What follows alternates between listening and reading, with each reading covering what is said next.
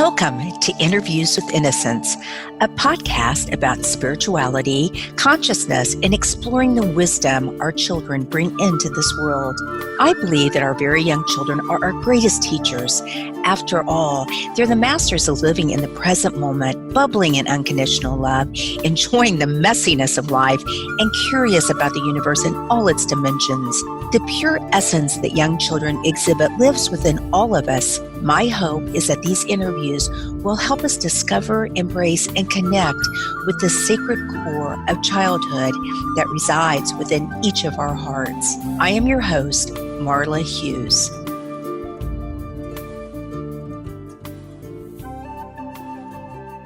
I am delighted today to have Jane Thompson on the show. Jane had a profound near-death experience in 2008 while in the emergency room. She was taken to the hospital with a sudden illness early one morning, and by that afternoon, the illness had progressed rapidly. Leaving her body, entering the light, and being in spirit form changed her life dramatically. Prior to her near-death experience, Jane did not have any of the traits or sensitivities associated with being a medium, psychic, or an empath. All of these came on suddenly, and it was a shock for her. The process of integrating these after effects of her near-death experience was very difficult. Having overcome these challenges, she knew it was a very important part of her life's path to compassionately help others with understanding and integrating their own spiritual gifts and sensitivities. Jane's focus is now on helping and healing others. She serves as an intuitive healer, psychic medium, and spiritual gifts coach for adults and children.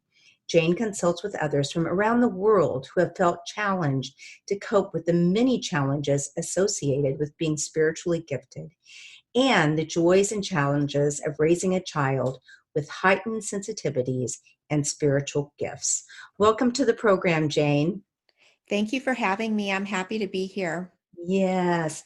Well, I'm very excited that I know this month you're focusing on the healing practice of understanding and helping spiritually gifted children.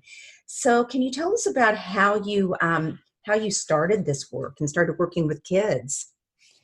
Initially, the work began with adults. I was helping adults who had been through experiences similar to mine, where spiritual gifts had come on suddenly for them, and they were trying to make sense of that and integrate it into their lives. And then it evolved into working with children. The adults that I was working with, they were noticing these traits in their children as well. And so they started asking questions of what we could do to make this more comfortable for the kids and for the families. And then after I had my daughter, after I became a mom, I noticed I was hearing more and more from parents. I think becoming a mom helped me to understand how to talk and relate to children better. And so more kids started showing up that were needing this type of help. Right.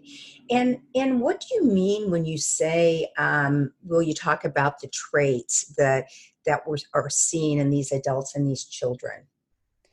It varies from person to person, and especially with kids, it's because they are changing so rapidly. These traits Mhm. can change very rapidly as well.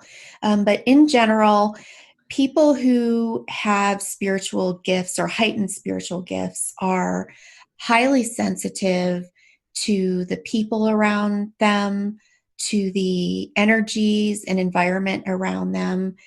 They are highly intuitive. Sometimes they can predict future events very accurately. Um, a lot of times they are mediums where they will be able to see disembodied souls or spirits who have passed over. Wow. There's a lot, and it's a big range, but the really common thread is this heightened sensitivity to Mhm. everything that's going on around you. And do you agree that you're seeing more and more of that with the children coming into the world today? More and more kids are coming in like this, and um, it's a good thing because we need a lot of love and a lot of light. And so these children that are coming in with these gifts, they're coming in more sensitized and they're coming in Yes. greater numbers. And they're unique and they're highly evolved souls. And we really need them right now. Yes. Yes. I'm doing an interview with PMH Atwater soon on, she calls the children of the fifth dimension, and talking exactly what you're saying. And it's been predicted centuries ago that there would be this onset of these light beings coming into the world. And so I think it's a little bit about, it's a lot about what you're saying about they seem to be coming in, a lot of them, for a very important reason. Yes, we need them right now. And sadly, they are oftentimes less and less these days, but oftentimes they can be so misunderstood Yes. that they will be diagnosed with ADD or ADHD or learning disabilities. So it's really important for us to get to know and to understand and help these kids and help their caregivers. Right, right. So just to back up a second, Jane, can you talk a little bit about how you changed after your NDE? Because I know you weren't really involved in any sort of spiritual, practice, if you will. So can you tell us a little bit about that, and what exactly, how you've changed? Okay. Prior to my near death experience, spirituality was not a part of my world or my day to day life. And when I was 34, I was in the hospital. I had a kidney stone that got lodged in my ureter, and I went into septic shock. And that's when I left my body and I Wow. was fully in spirit form and crossed over into the light. And then when I was told to come back, that I had to go back. And when I re-entered my body, I instantly had all of these openings and all of these awarenesses that I had never experienced in the Mm, 34 years prior to this. So it all happened all of a sudden.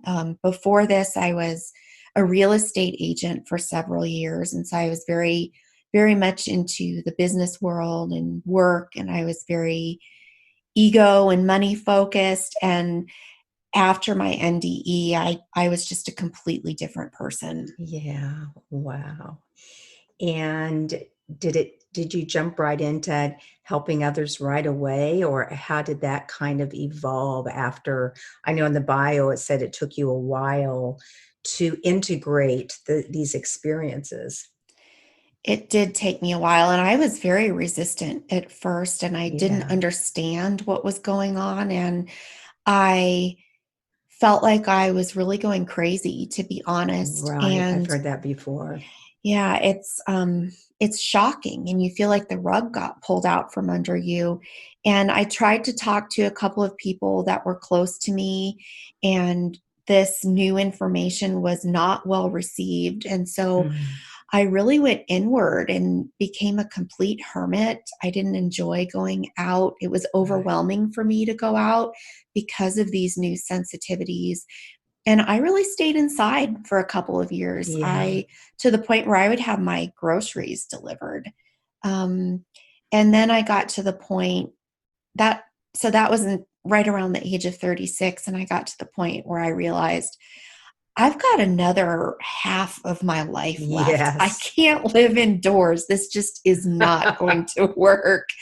And Right. so I started researching, and I started learning about near death experiences and how it opens up pathways in your brain. And Right. it really does have a physical effect on your brain, and parts of Right. your brain become open that weren't being tapped into before. And so, doing that research part and understanding it intellectually first helped me to figure out what the next steps were to integrate it into my life so it didn't feel like a burden. And then the next natural step after that was, okay, now how can I help other people? Right, right. That's a beautiful story. And you're right, when you start researching it, and how comforting it was for you to hear other people's stories and be able to relate to them. So anyway, so tell us about your energy healing work with children especially. I do energy healing work. If I had to sum it up, it's every emotion that we experience, every interaction that we have, every thought that we have has this energetic charge to it. Mm, And we either keep it inside and it builds, or we release it. And the majority of us, we just keep it inside. So it can become stagnant. We can have blocks, and it holds us back and keeps us from reaching our full potential. So with the energy work, I help to heal and release what's stuck and fill it back in with that white light that I encountered on the other side, with that right. replenishment and healing and love and joy, all of that really good high vibrational energy. And kids don't need the release in the same way adults need. They haven't been through many of the traumas that we have been, depending on how their lives have been.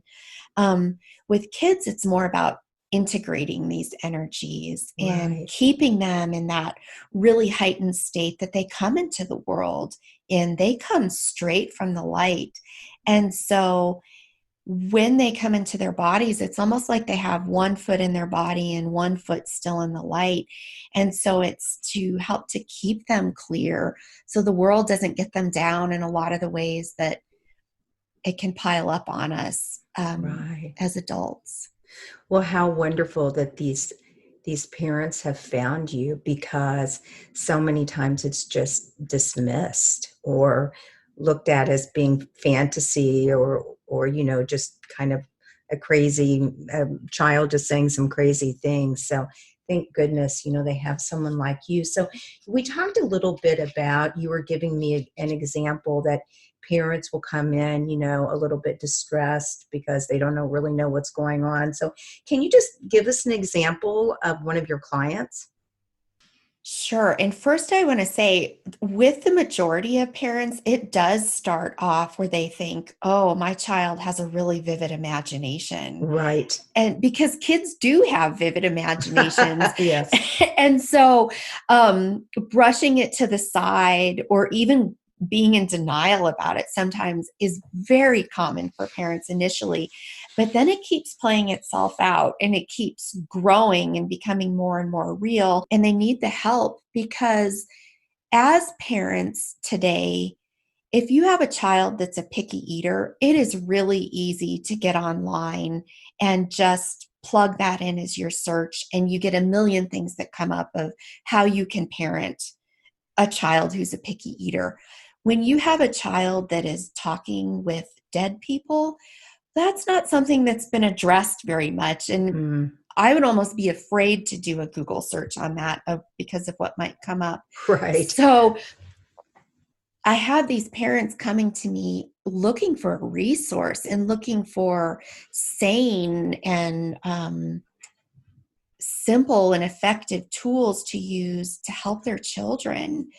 And so when they come to me, oftentimes it's in a state of distress.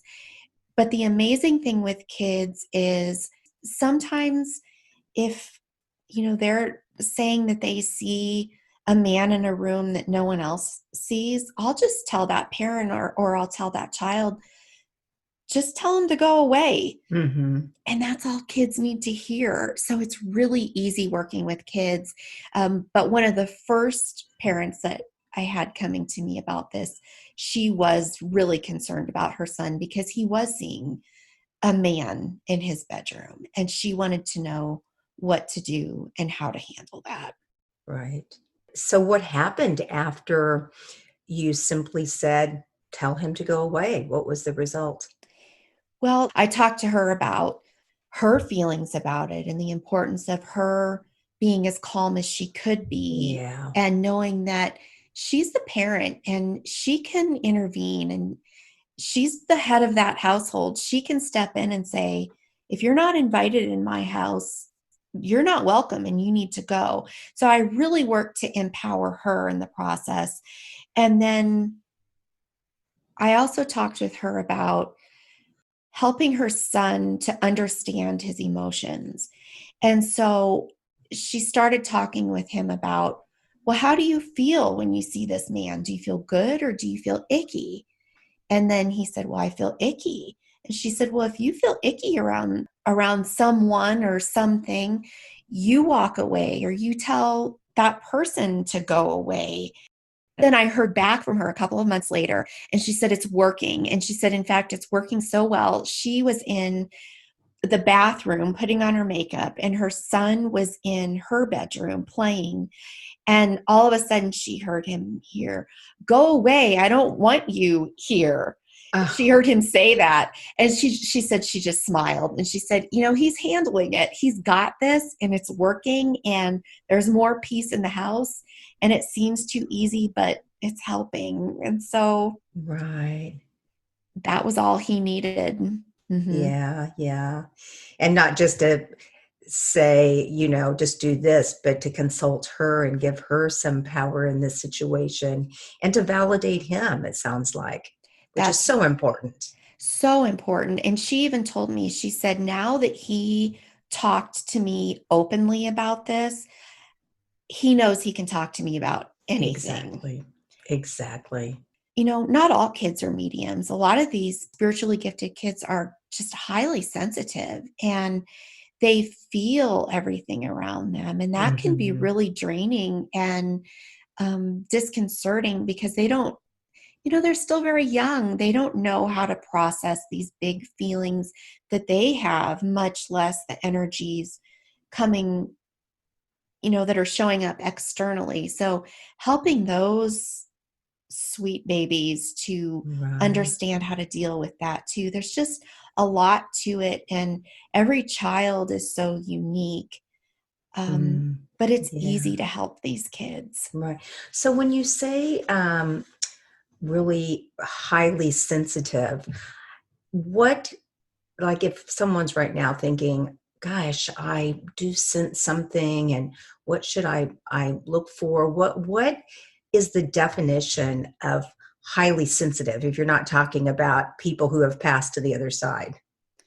One of the telltale signs is that when a child is really tuned in to other people and the way other people are feeling, when they can tell you a lot about a person, even Mm, after they just met them, when they feel overwhelmed in really busy places like shopping malls. right. These are not traits of a child who isn't highly sensitive. They're not externally tuned in. So Right. that's one of the big traits of highly sensitive souls. Right. I know you talk about creating a high vibration environment. Actually, not just for these highly sensitive souls, but for all of us. Can you talk a little bit about how that would look to create something like that within your home and life? Sure, it comes down to first clearing out anything that's lower vibrational, like anger, um, depression, things like that, and then filling it back in with love and joy. And you hear a lot about people who will sage their homes to clear out. Yes. I really like to talk to people about using rose water to just spritz in every room. And what's really powerful about using items like that is there's an intention behind it. And so if you're Mhm. going through and saging your home, yes, that sage does have energetic properties. What's even more powerful than that is you're basically intending that anything that's a lower energy or a lower vibration, that you want it gone. And just that intention alone can change an environment.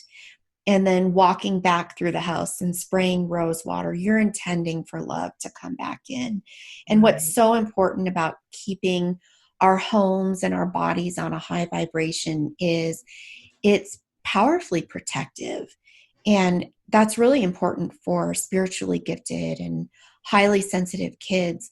Surround them with love and joy. Right. Definitely. Darkness just really can't exist there for any length of time. Right. So these highly sensitive kids, do other than clearing the energy in the home, and you and I had talked about crystal bowls and the saging, and what about opening up the discussion by maybe, reading certain books or just sitting down and having a discussion with them? And I'm just thinking how people can comfort kids and let them know it's okay who have these highly sensitive or work with highly sensitive children. When you talk to spiritually gifted children, the most important thing that you can do is to let them know that it's not just them. There are a lot of kids who have sensitivities like this. There are a lot of adults who have sensitivities like this. And it's also important, I think sometimes this is more important for parents and caregivers to hear, this isn't the whole of who your child is. Yes. There's so much more to your child. And it doesn't mean that when they grow up, they'll be a professional medium or a professional healer. It just means they're a really unique, evolved soul. And they're going to do really cool things in the world, just like every child is going to do. Right. And so helping to normalize it a little bit is important for both parents and children. And also helping children process these experiences without fear. And because it's very confusing for them and it's very confusing for us as adults. And whatever you can do to love these children through it so they're not scared to death of it. Yeah, yeah. So what tools do you use so they're not so fearful? Open communication is the key. And that's hard as a parent because we usually want to try to fix things or solve what's going on. With kids, if we can come from a place of curiosity and just let them talk, just be a sounding board for them Yeah. and let them tell you what they're seeing or what they're feeling or what they're hearing, and ask them if there's anything you can do to help, and Hmm.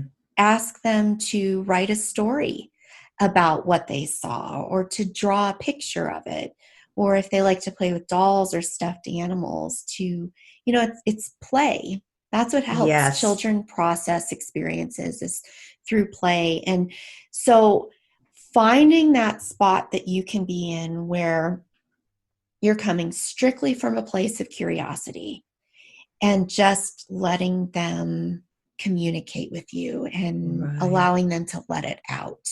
And usually that's all they need. Yeah. It makes me think about Mr. Rogers and puppetry, and I mean, what a great, I think, thing for a child to be able to share an experience, but doing it through some role playing with like a puppet or something, to be able to talk about it. It might make it a little bit easier. I know I've done some work like that with my children I work with in Africa, and it's always so amazing how it brings things out. It really does. It's almost like it gives them a forum, a safe Yes. place to let it all out. And if we can be the adult in their lives that they can talk to about subjects like this, that just sets the stage for when they're teenagers. And that's when we really want them to feel like they can come and talk to us. And it Right. just it makes a really strong foundation. Right. Well, I know that, something that's so important that I've talked to so many people about is to give these children and caregivers tools so that children at a very young age can trust their inner guidance and their feelings, and therefore have more inner strength to be able to navigate the world a little bit easier, hopefully. Yes, that's one of the best things we can give to young people. And what's really great about parenting or working with spiritually gifted people is these kids are really tuned into their intuition and they can Hmm. provide some amazing insight. So, asking them questions of what they need or what they would like, they'll come up with things that will blow your mind Right. just Yeah. beyond their years. Yeah. So, what are the greatest lessons you've learned by working with these children?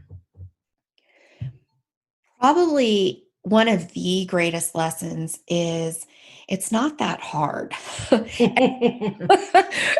We talked about this a little bit earlier. As Yes. adults, we just, oh, we make things so hard.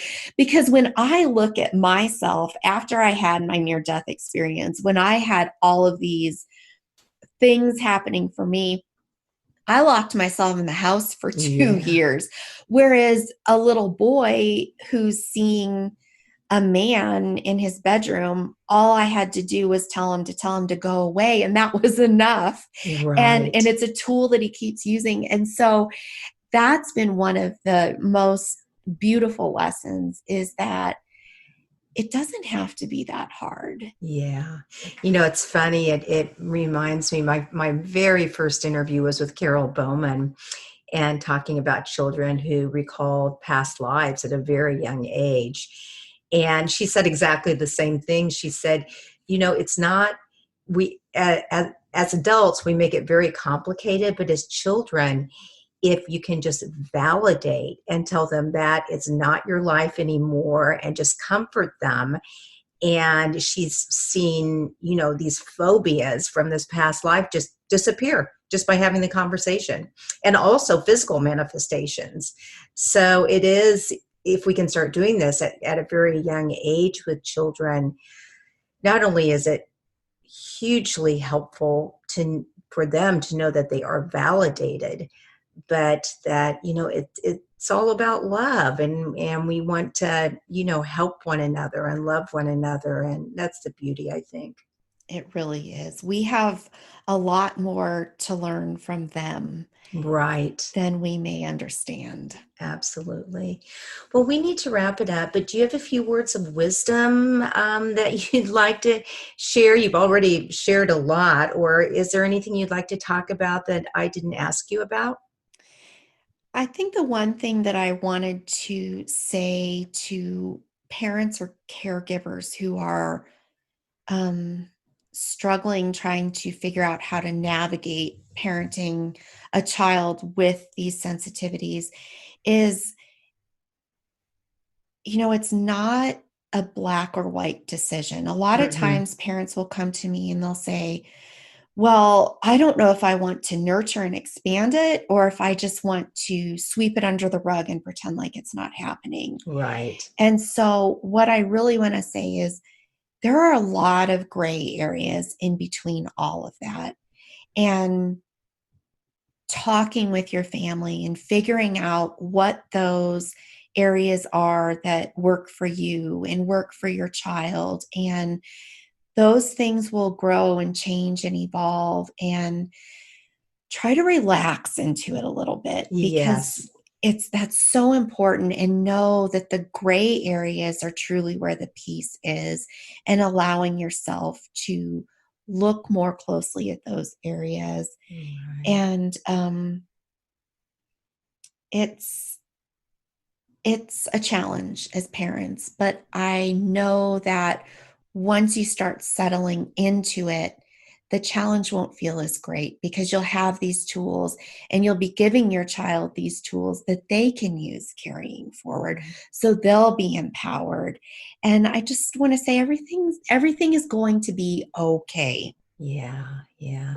And not to mention that I'm sure after you work with some of the caregivers or the adults, that they feel empowered and they look at their own lives and try to, be a bit calmer and more loving, and the modeling part of it too. It really helps the whole family.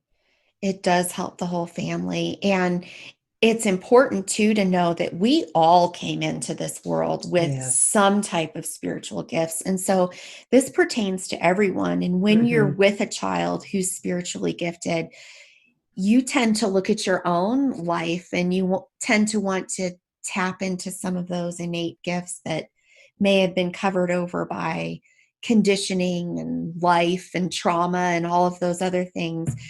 So it opens things up in a really beautiful way for Right. families.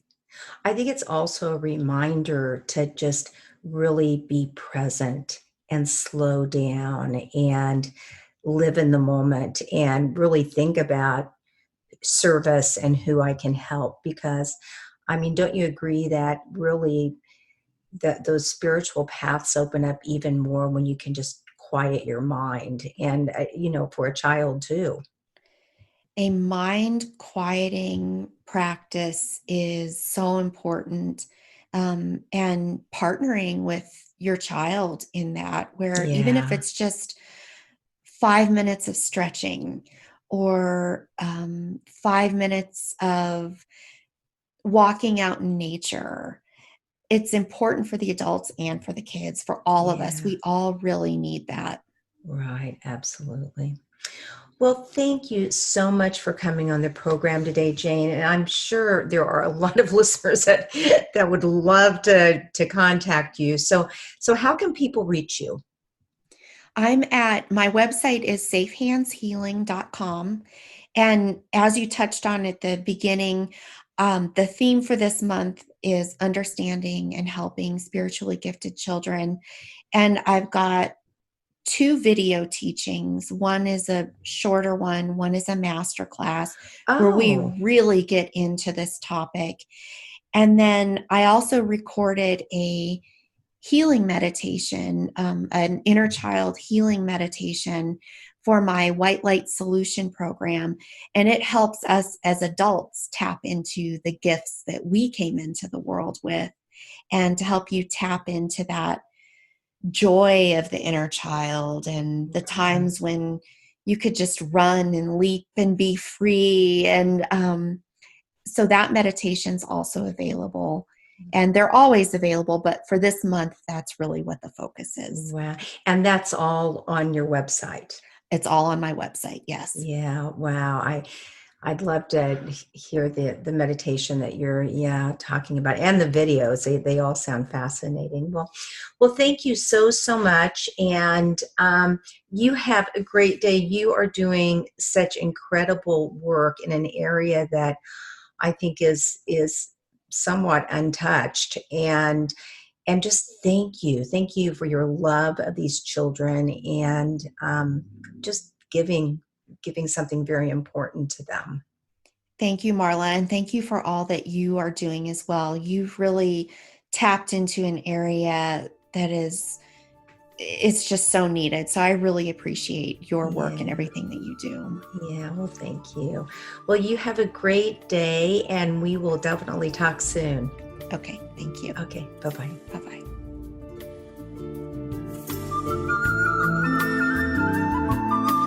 Thank you so much for listening in today. If you want to learn more about the show, you can find us at interviewswithinnocence.com and on Facebook or Instagram at Interviews with Innocence. Please write me a message, tell me what you liked, and let me know what else you would like to hear. I would love to hear from you. And if you liked what you heard, please leave us an iTunes rating and review. It helps other listeners find the show. Thank you.